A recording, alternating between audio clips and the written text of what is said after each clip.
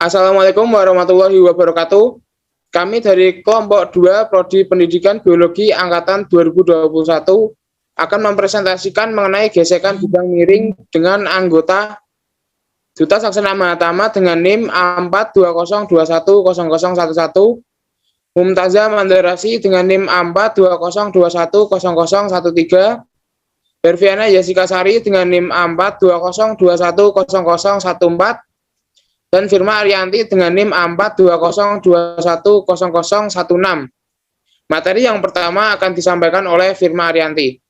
Dasar teori, gaya gesek adalah gaya yang bekerja pada dua permukaan yang saling bersentuhan dan saling bergerak satu sama lain. Benda bergerak di atas permukaan akan mengalami gaya gesek yang berlawanan dengan arah gesek benda dan dapat menyebabkan kehilangan energi benda. Gaya gesek tersendiri terbagi menjadi dua. Yang pertama, gaya gesek statis, dan yang kedua, gaya gesek kinetis. Gaya gesek statis adalah gaya gesek yang bekerja ketika benda dalam keadaan diam dan saat akan bergerak di atas permukaan bidang. Gaya gesek statis bergerak mengikuti gaya dorong atau gaya tarik yang cenderung menggerakkan benda. Yang kedua, gaya gesek kinetis adalah gaya gesek yang bekerja ketika benda sedang bergerak dengan kecepatan atau percepatan. Gaya gesek kinetis lebih kecil daripada gaya gesek statis. Alat dan bahan yang akan digunakan yang pertama, buku untuk papan seluncur, yang kedua penggaris, yang ketiga dua kotak kecil, yang keempat stopwatch. Selanjutnya percobaan akan dilakukan oleh teman kita, Mumtazah.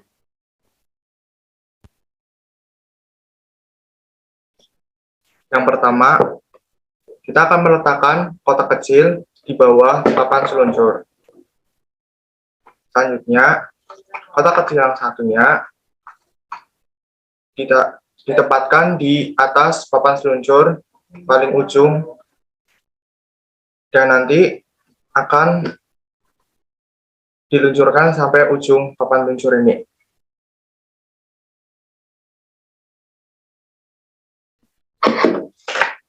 Selanjutnya, kita ukur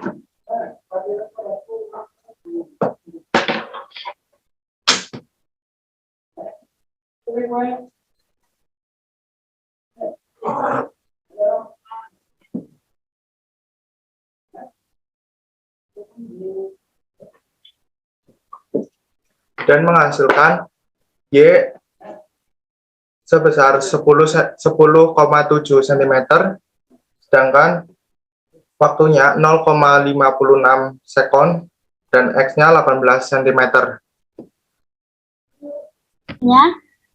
Akan disampaikan oleh teman kita, Duta. Hasil percobaan yang dilakukan oleh teman saya mendapatkan X sama dengan 18 cm, H sama dengan 10,7 cm, S sama dengan 20 cm, dan T sama dengan 0,56 sekon.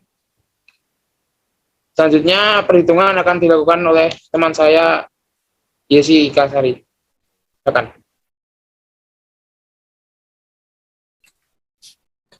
Dari hasil percobaan didapatkan hasil data pengamatan, yaitu yang pertama menentukan percepatan. Dengan rumus A sama dengan G dikali sin theta, sehingga A sama dengan G10 dikali sin 30, sehingga didapatkan A sama dengan 10 dikali 0,5 dan A sama dengan 5 meter per sekon kuadrat. Yang kedua, menentukan kecepatan. Rumusnya VT kuadrat sama dengan 2 dikali GH. VT sama dengan akar 2 GH.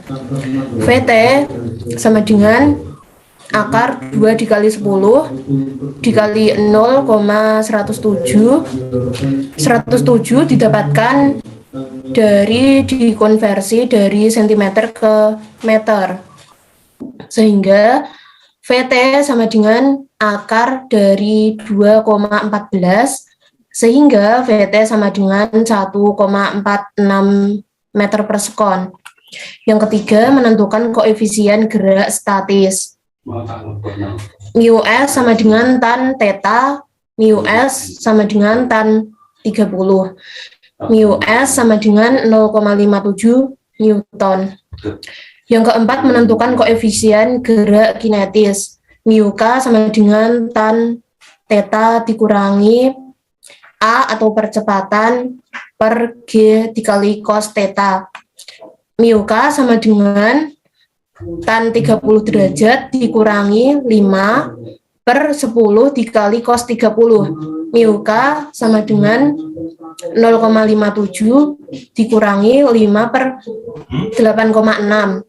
Jadi didapatkan mu K sama dengan min 0,01 Newton. Selanjutnya akan dilanjutkan oleh Firma.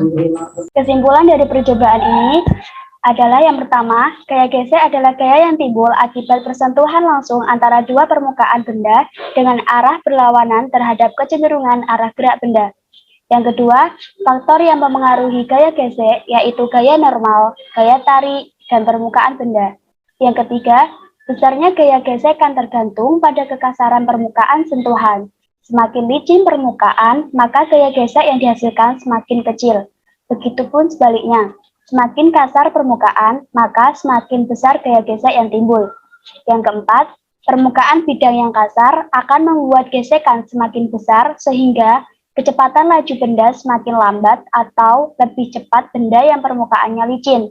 Jika benda tersebut permukaannya halus dan bidang luncurnya pun halus, maka benda tersebut akan lebih cepat meluncur daripada benda yang meluncur di permukaan kasar. Yang kelima, gaya gesek statis terjadi pada saat benda masih diam dan saat benda akan bergerak. Gaya gesek statis besarnya mengikuti besar gaya dorong atau gaya tarik yang cenderung menggerakkan benda. Yang keenam, gaya gesek kinetis terjadi pada saat benda sudah dalam keadaan bergerak. Yang ketujuh, gaya gesek kinetis lebih kecil daripada gaya gesek statis. Yang kedelapan, massa benda mempengaruhi kecepatan meluncur suatu benda pada bidang miring. Yang kesembilan, sudut kemiringan benda mempengaruhi kecepatan dan waktu tempuh suatu benda saat meluncur. Yang kesepuluh, kemiringan permukaan mempengaruhi besar koefisien gesekan statis dan kinetis. Semakin besar sudut kemiringan, maka semakin besar koefisien gesekan statisnya. Namun, akan semakin kecil koefisien gesekan kinetisnya.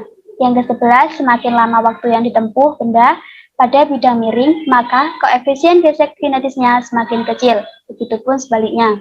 Sekian presentasi dari kami. Apabila ada kesalahan, mohon maaf yang sebesar-besarnya. Wassalamualaikum warahmatullahi wabarakatuh.